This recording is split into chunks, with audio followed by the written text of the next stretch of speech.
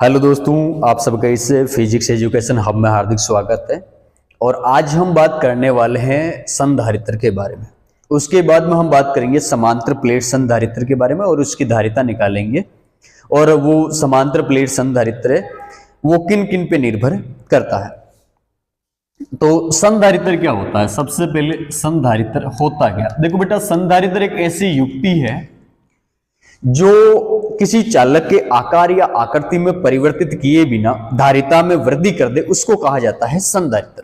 यानी ऐसी युक्ति संधारित्र एक ऐसी युक्ति जो किसी चालक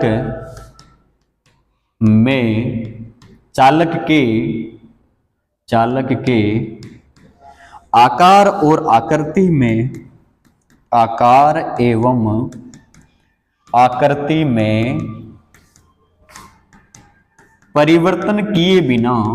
परिवर्तन किए बिना उसकी धारिता बढ़ाई जाए, उसकी धारिता में वृद्धि कर देता है, संधारित्र कहलाता है। ऐसी युक्ति जो किसी चालक के आकार एवं आकृति में परिवर्तन किए बिना उसकी धारिता में वृद्धि कर दे, धारिता बढ़ा दे, उसको कहा जाता है संधारित्र। उसके बाद में क्वेश्चन पूछा जाता है कि समांतर प्लेट संधारित्र क्या होता है, और समांतर प्लेट संधारित्र की धारिता के बारे में पूछा जाता है। तो बेटा, समांतर प्लेट संधारित्र क्या होता है? मतलब समान ज्यामिति की एक समान प्लेटें, समान ज्यामिति की दो प्लेटें हैं और समान ज्यामिति की दो प्लेटें एक समान रूप से, यानी समान ज्यामिति की एक समान प्लेटें जब परस्पर एक दूसरे के क्या हो, समांतर हो, तो उसे क्या कहते हैं। और दूसरी बात, इनके मध्य की जो दूरी है वो भी क्या होनी चाहिए, अल्प होनी चाहिए। इनके मध्य की जो दूरी क्या है, अल्प होनी चाहिए। समान ज्यामिति की एक समान प्लेटें जब एक दूसरे के मध्य की दूरी क्या हो, उनके अल्प हो, तो उसे कहता है समांतर प्लेट संधारित्र। यानी वापिस से देखना, जब समान ज्यामिति की एक समान प्लेटें जब एक दूसरे के समांतर हो और इनके मध्य की जो दूरी है वो क्या है, कम हो, अति अल्प हो, तो उसे कहा जाता है, क्या कहा जाता है उसको? समांतर प्लेट संधारित्र कहते हैं। अब इन पे जैसे कि एक चालक पे आपके धनावेश है और दूसरे पर विपरीत प्रकार का आवेश, ऋणावेश है। अब इसके ऊपर हमें देखना है कि धारिता किस प्रकार से निकालनी है।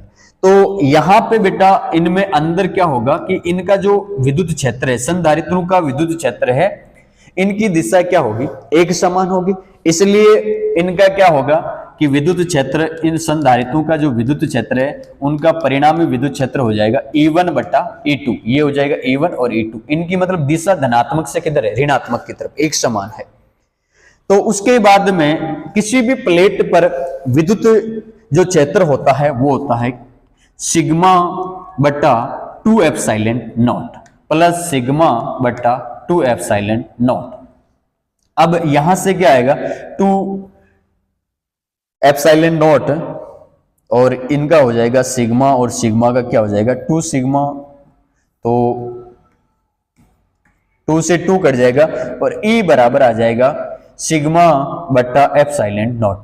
और सिग्मा क्या होता है, सिग्मा होता है आपके पृष्ठीय आवेश घनत्व, और ये पृष्ठीय आवेश घनत्व है वो क्या होता है, सिग्मा बटा Q बटा A होता है। तो E बराबर हम सिग्मा का मान रख देते हैं, Q बराबर हो जाएगा Q बटा A एप्सिलॉन नॉट।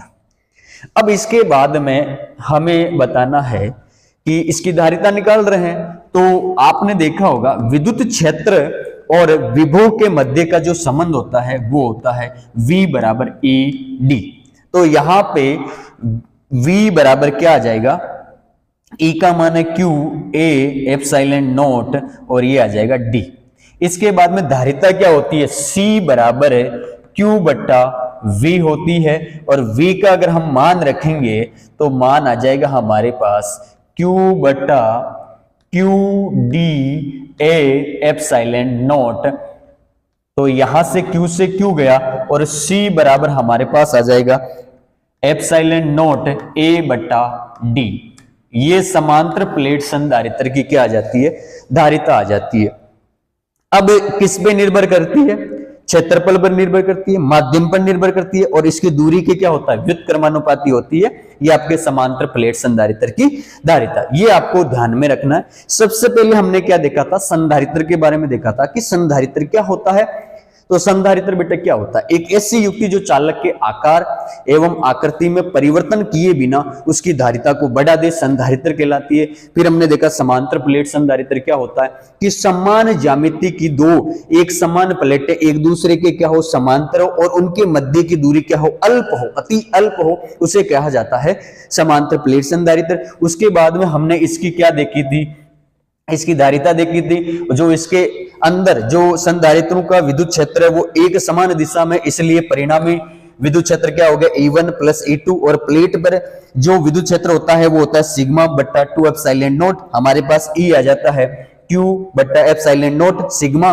जो आपके पृष्ठीय आवेश घनत्व है, पृष्ठीय आवेश घनत्व है वो होता है Q बट्टा A, और इसका हमने मान रखा तो हमारे पास E का मान आ जाता है। और आप सबको पता है कि विद्युत विभव और विद्युत क्षेत्र के पदों में विद्युत विभव का जो संबंध होता है वो होता है V बराबर ED, और हमने यहां पे इसका मान रखा तो हमारे पास समांतर प्लेट संधारित्र की क्या आ जाती है बेटा, धारिता आ जाती है C बराबर एप्सिलॉन नॉट A बट्टा D।